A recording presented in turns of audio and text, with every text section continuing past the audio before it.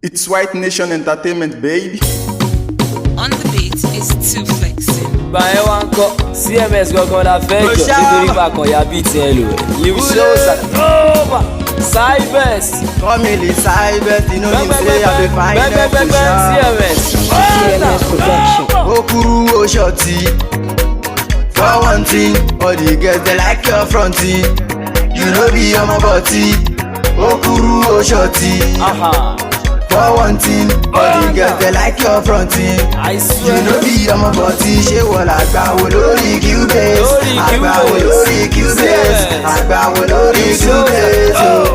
Wà fira fáwọn lórí dán kó lábí two face. Kó lábí two face. Kó lábí two face. Àgbà wo lórí Cubase? Onípàdé kan orúkọ ẹni Dongari kò wọ́ mọ́sọ bá ti gbọ́ kò kárí kò wá gbádá kò dẹ̀ wọ Bùbárí ọjọ́ kan ló lọ pẹ̀fọn létí Buhari ọlọ́kadà tó níyà sójà máa kú ìgbà tó fẹ́ sá lọ lọ́kadà bá ta kú orí mi máa jẹ́ nkàgbá kó pépà súyà ìwọ lè má ìtì mọ̀ kò kan ayé CMS pẹ́ ta ló ti wo kòtò ayé producer of life olúwayé ọjọ́ tó bí gan ìlú gángan ló mú wáyé tó bá dàbí rọ o lè jẹ́ ká bẹ̀tẹ̀ best producer na you dem go choose next ìwọ ní the main àwọn yòókù useless bí comb double two face lọ́jọ́ bẹ́ẹ̀ díẹ̀. Okuru Oshoti. For one thing, all the girls they like your fronting. You know be on my body. Okuru Oshoti. Hakuna Matata. For one thing, all the girls they like your fronting. You know be on my body. Ṣé wọ́n làgbà wo lórí Cubase? Àgbà wo lórí Cubase? Àgbà wo lórí Cubase? Wà fúra fáwọn lórí dán kó lábí two face. Kó lábí two face. Kó lábí two face. Àgbà wo lórí Cubase? RIP sáwọn bíi tó ti kú dànù. Mo pa wọ́n bó jẹ́ wọ́n mo tún ṣú dànù. Dope guy with dope swag, caterpillar and bug Cubase kò yà bú dànù. Physically mo fẹ́lẹ́ bí slice bread, lyrically athlete kò yà highness. Èmi gangan nílé CYBEHZT, you can never fight me with your local madness.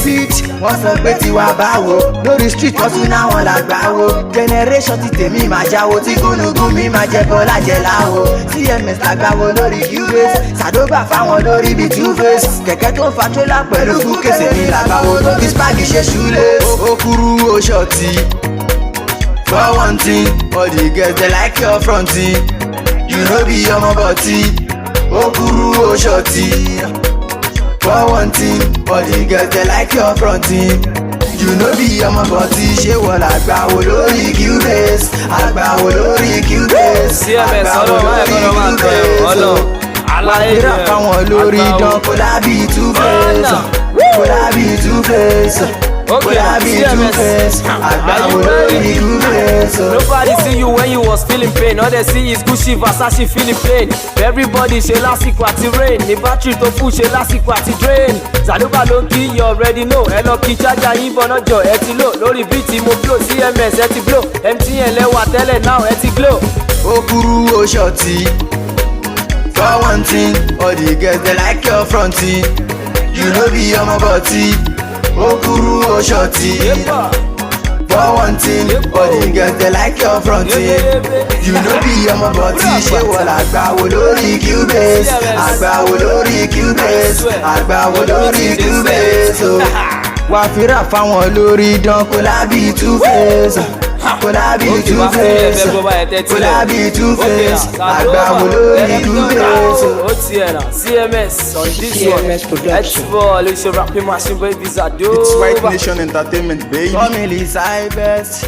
Kẹ̀kẹ́ tó ń fa Gbogbo trailer. ẹni tẹ́ lọ kówó sí MMM bóyá kó sùn tó jálẹ̀ wọ́n máa fún yín padà bọ̀tọ́ bá wá fún yín bóyá kọ́mọ yín tó pé 90 years ẹ̀ rí gbà padà. Bíra pàtà jọ́mọ̀.